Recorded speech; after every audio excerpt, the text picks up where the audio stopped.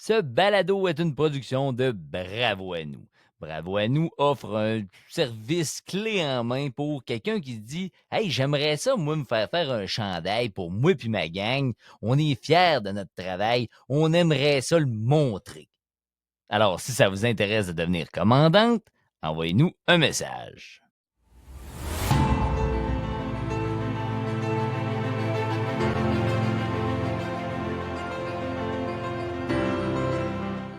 Alors aujourd'hui, au podcast de Bravo à nous, on a la chance d'avoir Francis, pas de cédille, c'est important de le préciser, Francis qui est éducateur spécialisé. Alors Francis, concrètement, à quoi ça ressemble une journée typique dans ton travail? Bon, naturellement, moi je travaille dans une école, donc nous, on, on est un peu différent du reste normalement. Tu sais, je peux faire un petit parallèle rapide. Normalement, éducateur spécialisé, on va être beaucoup en soutien aux profs dans les classes, que ce soit avec un élève en particulier ou dans la classe en général. Pour ma part, je suis privilégié d'être dans un milieu qui est plus différent. Nous, on est avec une clientèle qui est autiste. Autiste et déficience intellectuelle, ça prend les deux pour être admis dans l'école où je travaille.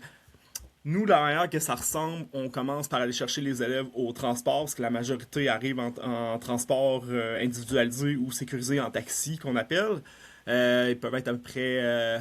des fois, ils sont tout seuls dans leur taxi, tout dépendamment d'où ils arrivent, ou ils peuvent être 3-4. Donc, on va chercher nos élèves au fur et à mesure qu'ils arrivent. C'est ça notre première chose à faire. Mais un peu C'est avant bon? aussi, avant qu'ils arrivent, il faut préparer notre journée naturellement, voir si nos calendriers sont prêts, nos activités sont prêtes. On va chercher nos élèves au taxi, on les amène après ça, tout dépendamment de leur âge, parce qu'on est séparés en deux secteurs. Soit on va aller dans une cour sécurisée qu'on a, parce que je veux pas, notre cour de récréation est juste pour notre clientèle à nous, qui est à part du reste. OK. Sachant qu'il y en a beaucoup d'élèves qui peuvent faire des fugues, tout ça, notre cour est sécurisée. Quand je dis sécurisé, c'est qu'elle est clôturée et avec une porte qui barre. OK. On prime toujours la sécurité de l'élève en premier. Les plus vieux, eux, vont aller directement en classe, puis on a toujours une période d'environ une demi-heure là, pour que les élèves puissent se réacclimater à l'école, pour qu'on puisse voir aussi comment ils vont, ça va prendre le pouls de chacun des élèves, parce que veux pas, ça reste une clientèle qui est quand même particulière et difficile, on se le cachera pas. Puis après ça, durant la journée, ben, on va avoir des périodes de collation, des périodes ensuite d'apprentissage, de motricité fine, des périodes de gymnase aussi, tu sais, une période, je vais dire entre gros guillemets, typique d'école, Ouais. mais il faut pas prendre en compte non plus le fait que nos périodes d'apprentissage, c'est comme le reste. C'est-à-dire que nous, l'apprentissage, c'est selon chaque élève. Il y a des élèves qui peuvent être rendus à écrire à écrire des textes, là, je vais loin, là, mais tu sais, à pouvoir quand même écrire des petits mots de la reproduction, tout ça. Il y en a d'autres, au Ouais, c'est bon. contraire, on va faire ce qu'on appelle du pairage, qui vont être vraiment juste rendus dans leur développement à pairer des images pareilles avec du velcro sur une feuille. OK. Donc, chaque élève, c'est différent ce qu'on fait avec eux autres. Euh, Puis à la fin de la journée, on les renvoie au taxi, OK. puis ils retournent chez eux. OK, c'est bon. T'en as déjà parlé un peu, mais est-ce qu'il y a des tâches que tu fais que le grand public ignore? Ben, sachant que nous, on a une clientèle particulière, éducateurs spécialisés, le monde ne penseront pas en milieu scolaire, naturellement, ne penseront pas nécessairement qu'on va faire de l'hygiène, mais on fait de l'hygiène avec les élèves. C'est-à-dire que s'il y a des élèves, par exemple, on va en avoir qui sont encore aux couches, malgré leur âge, parce qu'on a une clientèle qui peut être de, si je me trompe pas, c'est environ 6 ans on peut les garder jusqu'à 13 ans. Puis OK. malgré tout, il y en a qui peuvent être encore aux couches, donc on peut les accompagner aux toilettes, leur apprendre leur apprendre finalement l'hygiène personnelle rendue aux toilettes. Mais s'ils l'ont pas encore, ben, c'est nous autres qui vont s'occuper de Ben ça. oui. Mais il faut Fait que réintégrer comme tout le monde. je te dirais que c'est une des tâches, je pense que le monde ne penseront pas tout de suite quand on dit Non. éducateur spécialisé. C'est excellent, Francis. C'est exactement ça à quoi sert le podcast, à faire voir un peu aux personnes c'est quoi ce job-là. Mhm. Qu'est-ce qui te distingue dans ton rôle là, des autres professionnels de ton domaine, mettons? Ben, tu sais, comme je disais tantôt, nous, à cause du secteur spécialisé qu'on a, on va être un peu comme les autres éducateurs spécialisés, mettons, au régulier, où ce qu'on va être en support aux profs. Mais là où c'est un peu plus différent, c'est que, tu sais, dans une classe régulière, le prof va donner le cours, l'éducateur spécialisé, généralement, va aider, tu sais, va supporter, va répondre un peu plus aux questions, va être capable d'aider les autres élèves dans la classe. Nous, on travaille beaucoup en collaboration avec le prof, quasiment en parallèle, parce que nous aussi, on fait de l'enseignement.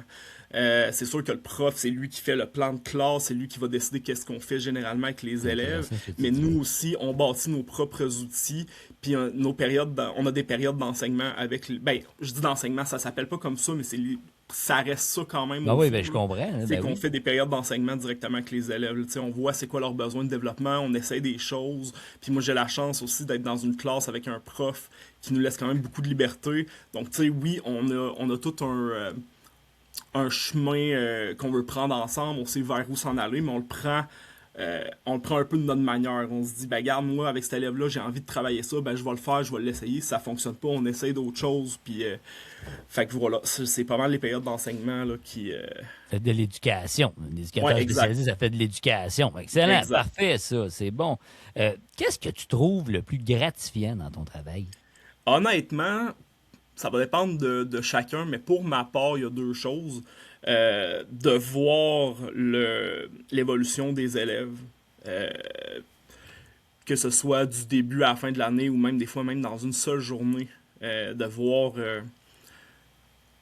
le progrès que les élèves sont capables de faire, de voir comment on est capable de les accompagner. Puis pour ma part, le plus gros, c'est quand je réussis à créer un lien avec ces élèves-là, surtout les élèves qui sont le plus difficiles, parce que tu sais, on s'entend, l'autisme, c'est un spectre, c'est grand, Ouais. chaque personne est différente. Il y en a qui sont quand même faciles d'approche, il y en a d'autres que non. Puis pour ma part, quand je réussis à créer un lien, par exemple, je peux te donner un exemple. L'année passée, un des élèves dans la classe où j'étais l'après-midi, je commencerai pas à rentrer dans les détails de comment fonctionnent les horaires parce que ça peut être compliqué, là. Mais l'après-midi, j'étais dans une classe en particulier, un élève qui est quand même très rigide, qu'on dit. Donc l'élève difficile d'approche, difficile de rentrer en lien avec lui. C'est un élève que si tu le sors de sa routine, il va mal réagir, ça peut aller jusqu'à des coups, des griffures, ça peut être quand même assez dangereux pour nous, on le cachera pas. Ouais. Mais cet Ouais, ouais. élève-là, à un moment donné, pendant une période de repos, ben de repos, de calendrier, en fait, ce qu'on regardait l'écran, puis qu'on regardait des vidéos, tout ça, cet élève-là est venu s'asseoir sur moi pendant que j'étais à côté de lui, a pris ma main, il a fait vraiment un rapprochement qui est venu me toucher beaucoup, puis ça a comme fait une bonne partie de mon année là, à ce point-là. Là. C'est des moments qui sont vraiment beaux avec ces élèves-là. Là. Tu as l'impression de faire une différence. Dans le fond, Oui, ton premier vraiment. point, c'était ça. Puis le deuxième, c'est que tu es capable de créer des liens avec des jeunes qui, peut-être, les autres, c'est plus difficile de faire des liens. Fait que tu as encore l'impression de faire une différence dans leur vie à eux Oui, autres. exactement. C'est gratifiant. Là. C'est très gratifiant. Ben, j'en doute pas, Francis. Bravo pour ton travail. Euh, c'est quoi les aspects les plus difficiles, mais que les gens ils voient pas nécessairement? On pourrait, là, mettons quelqu'un là, qui sait, il pense savoir c'est quoi un éducateur Mhm. spécialisé. Y a-tu des choses là, qu'on sait pas? Ben, tu sais, sans nécessairement que les gens le savent pas, parce que tu sais, on en parle quand même relativement beaucoup dans les médias, mais tu sais, sans nécessairement, comment je dirais ça, le monde le voit par écrit, mais ne voit pas la réalité. Ce qui est le plus difficile, surtout dans mon milieu à moi, c'est bien plate, mais c'est la violence. Ouais. La violence physique qui est faite par les élèves envers nous, parce que je veux pas, c'est des élèves, la majorité ne sont pas verbaux, donc vont communiquer par des gestes, puis souvent les gestes pour ces jeunes-là, ben, s'il y a un mécontentement, ça va être soit ils vont se faire mal à eux, Mais il y en a beaucoup aussi qui vont avoir des coups qui soient dirigés vers nous ou qui soient juste généraux, qui vont nous donner des coups, qui vont pouvoir nous mordre, nous griffer. T'sais, on a de l'équipement de protection individuelle justement par rapport à ça, parce que ça, malheureusement, ça fait partie de la réalité. Puis même si on est prêt à y faire face, qu'on le sait à quoi s'attendre, reste que c'est jamais le fun. Puis il y a beaucoup d'imprévus aussi. On a bien beau avoir notre équipement, savoir le profil de l'élève, puis même des fois des élèves qu'on penserait même pas qu'ils le feraient, ben un jour, ils vont peut-être se revirer vers nous puis complètement nous donner un coup. Là. J'en ai mangé beaucoup des coups, j'ai fait une commotion cérébrale, ça fait partie de la job, c'est pas le fun. Puis là, toi, t'es Mais éducateur, là, t'es pas un combattant du UFC. Là, tu sais, quand tu donnes ton nom, tu t'attends pas à ça. Là. Excellent, frère. C'est exactement ça. Ça sert à ça, le podcast. Penses-tu que ton métier est bien compris par la population? Je dirais à 50%. Je pense que les gens le savent qu'on est là, qu'on existe pour aider, pour être capable d'aider justement les élèves et de donner un support aux profs qui est en quelque part la description générique de notre tâche, mais je pense pas que les gens comprennent réellement ce que c'est un éducateur spécialisé dans le sens où c'est extrêmement large dans le milieu scolaire. Comme je l'expliquais tantôt, on sait c'est quoi un éducateur spécialisé en gros au milieu régulier, mais dès qu'on tombe avec une clientèle plus particulière, plus problématique, ben je dis problématique, pas que la clientèle est problématique, mais qu'ils ont des problématiques, exemple de comportement ou quoi que ce soit, je pense pas que les gens savent vraiment c'est quoi notre rôle, qu'est-ce qu'on vit, puis surtout l'importance de notre présence au sein de ces élèves-là. Surtout, je pense à la population qui est plus âgée. Peut-être que les autres, mettons, il y en avait moins de ressources dans ce temps-là. Là. Ben, même moi, je ne suis pas si âgé que ça, toi non plus, mais reste que quand on était au secondaire, il y en avait moins. Absolument. On apprend, tu sais, là, à cette heure, les jeunes, avec mettons, les jeunes au cégep là, avec lesquels je travaille, eux autres, ils ont vu ça plus, savent c'est quoi un éducateur. Moi, je savais même pas dans mon temps c'était quoi un éducateur. Ben non, puis je suis d'accord avec toi, puis j'aurais même tendance à dire qu'il était peut-être plus caché avant. Tu sais, si je prends mon exemple de moi quand j'étais au secondaire, éducateur spécialisé, il était... Puis ça, c'est vraiment une supposition que je fais parce qu'on les voyait pas du tout. Il y avait une classe d'adaptation scolaire qui était dans un recoin de l'école. Puis, tu sais, ces jeunes-là restaient toujours dans ce local-là. Fait que, tu sais, on les voyait jamais. Puis là, je suis retourné travailler il y a 2 ans dans cette même école-là. Ils sont rendus avec, justement, une section où ce que c'est des classes pour l'autisme, que les jeunes, oui, restent dans leur classe à eux, mais se promènent un peu plus. Les éducateurs spécialisés sont beaucoup plus sur le terrain. Il y en a beaucoup plus aussi, je pense, qu'avant. Puis sont quand même connus du restant de l'école. Fait que la réalité a vraiment beaucoup changé de ce côté-là. Excellent, excellent. Qu'est-ce que tu aimerais que les gens sachent davantage sur ton travail? Je dirais un peu comme qu'on disait tantôt, que les gens connaissent réellement ce que c'est, puis que peut-être qu'on enlève qu'on essaie d'enlever les préjugés par rapport à ça, surtout par rapport à notre clientèle. Je vais parler justement pour mon milieu à moi, c'est sûr, mais c'est pas parce que c'est des enfants puis des personnes autistes puis sont lourds, là, on se le cachera pas. Là, nous, c'est vraiment notre mandat là, de travailler avec les élèves les plus lourds en autisme et en DI étant déficience intellectuelle, mais que les gens pensent pas qu'on perd notre temps avec eux autres. C'est sûr que oui, chaque personne est différente. Chaque personne ne se rendra pas au même point dans leur vie. Mais tu sais, il y en a beaucoup qui disent qu'on perd notre temps, que ça fera pas des médecins, ça on l'entend souvent. Puis c'est vrai, on se le cachera pas, c'est sûr que ça fera pas des médecins, mais c'est quand même la majorité des jeunes vont être capables, si on les encadre comme il faut, puis qu'on leur donne qu'est-ce qu'ils ont de besoin. Puis ça, c'est un autre débat, là, mais si on parle juste de notre tâche à nous, si on est capable de tout leur donner ce qu'ils ont de besoin, ben ils vont être capables à un moment donné, après ça, parce que nous, on est au primaire, d'arriver après ça au secondaire, de pouvoir continuer leur cheminement, puis d'avoir éventuellement un petit job qui va être capable de redonner à la société, qui va être gratifiant pour eux autres, tu sais, d'en faire des citoyens, finalement. Ben, c'est ça, juste de participer à la société. Exact. Ben, ça va déjà être excellent, là. Ben, parfait, ça. Si tu voulais faire passer un seul message au grand public à propos de ta profession, ça serait quoi? Est-ce que tu viens de répondre à la question?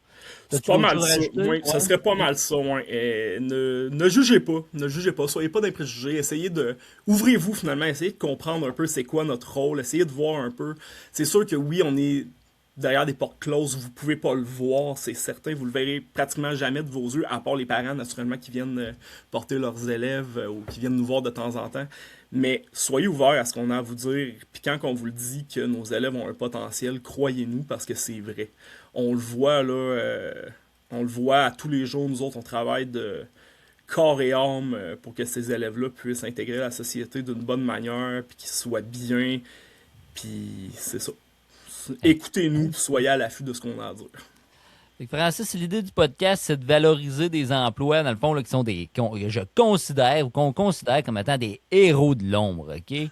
Et si un jeune venait te voir, un jeune là, en disant qu'il songe à faire ton métier, qu'est-ce que tu lui dirais?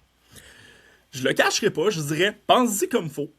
pas Ah, que, c'est bon, c'est intéressant, pas cette que idée-là. c'est pas un beau métier, au contraire, mais faut que tu sois prêt à le faire. On se le cachera pas, là, pour aller surtout où ce que je suis présentement, faut vraiment que tu sois prêt à prendre en considération que, comme je disais tantôt, tu peux manger des coups. C'est des journées qui sont extrêmement épuisantes. Tu sais, je veux pas mâcher mes mots, c'est la réalité. On est en, tu sais, on est en hyper-vigilance sans arrêt. Faut que tu sois prêt à travailler avec une clientèle qui est très difficile. Mais il y a tellement de beaux moments qu'on passe avec eux autres. C'est ultra gratifiant. Si tu es prêt à le faire, lance-toi. Tu vas Excellent, ça. passer, tu vas grandir en tant que personne, tu vas connaître. Ça va te permettre d'ouvrir tes yeux, d'ouvrir tes horizons sur des choses qu'on pensait pas. Même pour moi, c'est un coup de hasard que je me suis ramassé où ce que je suis présentement. Puis je suis tellement content parce que je vis des expériences qui sont incroyables. Je vois des jeunes avec qui j'aurais jamais pensé aimer travailler, puis finalement, je trippe ma vie quand j'étais avec ces jeunes-là. Là. C'est une super belle clientèle. Quel beau message d'espoir pour Francis. Alors, je vais te remercier. Je te remercie, Francis, d'avoir pris le temps. Excuse-moi, j'ai mâché mes mots un peu. Ben, y a pas de problème, ça me fait plaisir. Dans le fond, le podcast cherche à... ça présente du monde ordinaire, mais avec un travail extraordinaire, qui font un travail extraordinaire. Alors, bravo, Francis. Bravo pour ton travail. C'est excellent.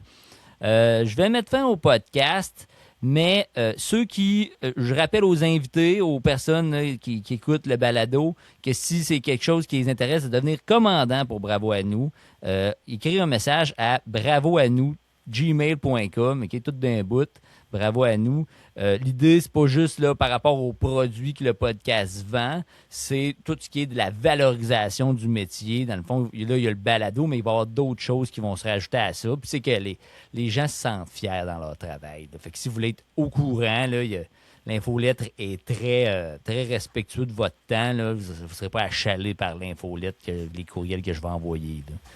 Là. Alors, un gros merci, Francis. Très Ça me fait apprécié. plaisir.